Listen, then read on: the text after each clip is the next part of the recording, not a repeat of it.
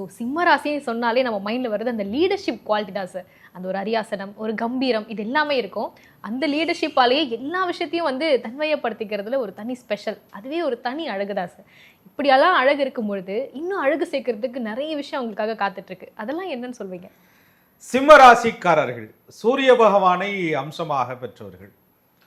யாரும் வரணும், நமக்காக காத்திருக்கணும், நமக்காக வந்து வெயிட் பண்ணணும், அவங்க வந்தா தான் நம்ம வரணும் அப்படிங்கிறது சிம்மத்திற்கு கிடையாது. ஒருத்தர் ஒரு சபையில ஒரு கூட்டத்துல வந்துட்டாங்க அப்படின்னு சொன்னா சில பேர் வந்துட்டாங்களா அப்படின்னு தெரியும். சில பேர் வந்தது சொல்லாமலேயே தெரியும் என்றால் அது சிம்மம்.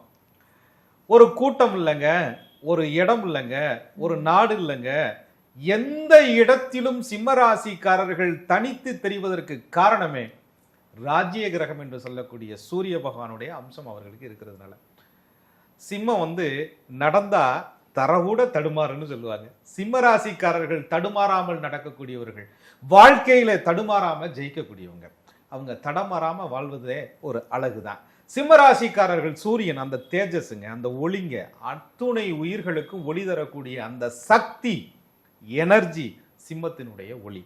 சிம்மத்திற்கு அதிபதியான சூரிய பகவான் இருக்கும் நிலையை பொறுத்து சிம்ம ராசிக்காரர்களுடைய அழகு என்பது கூடிக்கிட்டே போகும். சிம்ம ராசிக்காரவங்க நடந்து வரும்போது சத்தம் வேணாங்க, பார்வை ஒன்றே போதும் சிம்மத்தினுடைய பலத்தை தெரிந்து கொள்வதற்கு. பார்த்தாலே அழகு, ஒரு சபையில் இருந்தாலே அழகு, ஒரு சபைக்கு வந்தாலே அழகு.